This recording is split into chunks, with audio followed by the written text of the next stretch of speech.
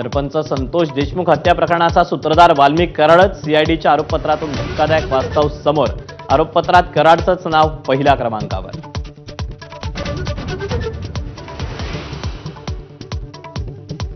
अवादा कंपनीकडून 2 कोटींच्या खंडणीच्या वादातूनच संतोष देशमुखांची हत्या।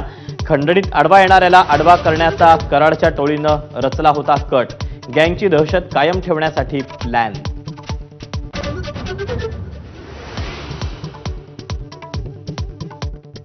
खंडणी प्रकरणात संतोष देशमुखांनी अडथळा आणल्यानंच त्यांची हत्या। अपहरण करून देशमुखांना अमानुषपणे मारहाण। हत्येनंतर मृतदेह फेकून दिला।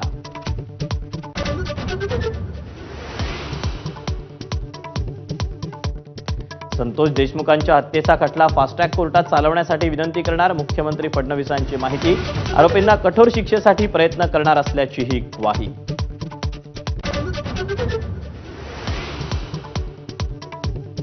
येत्या सोमवारपर्यंत धनंजय मुंडेंचा राजीनामा घ्या, नाहीतर पेटून उठू, अंजली दमानी यांचा इशारा। तर मुंडेंचा राजीनामा घेण्याचा अधिकार अजित पवारांचा, सुरेश धस यांची सावध प्रतिक्रिया।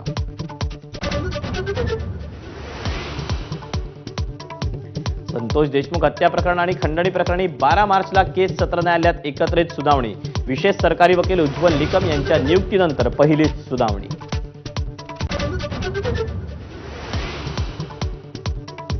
शिंदे सरकारच्या अजून एका निर्णयाला मुख्यमंत्र्यांकडून ब्रेक। तानाजी सावंतांनी दिलेल्या आरोग्य विभागाच्या 3200 कोटींच्या कामाला स्थगिती। किमती फुगून पुण्याच्या कंपनीला कंत्राट दिल्याचा संशय।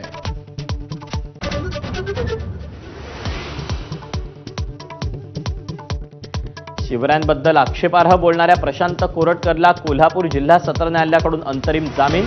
तर सोशल मीडियातून धमकी येत असल्याचा कोरटकर कुटुंबाचा आरोप। तक्रार दाखल।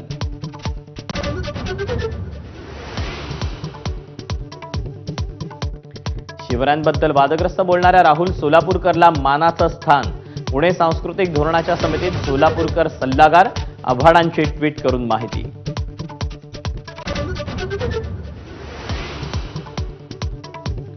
राहुल गांधींनी स्वातंत्र्यवीर सावरकरांबद्दल केलेलं वादग्रस्त वक्तव्याचं प्रकरण। येत्या सुनावणीला प्रत्यक्ष उपस्थित राहून जामीन घ्या, नाशिक कोर्टाचे आदेश। Headlines brought to you by Chitale Bandhu. Special रिपोर्टमध्ये आपल्या सगळ्यांचं पुन्हा एकदा स्वागत। सरकारमध्ये उपमुख्यमंत्री एकनाथ शिंदे नाराज असल्याची चर्चाही वारंवार होते। शिंदे सरकारमधल्या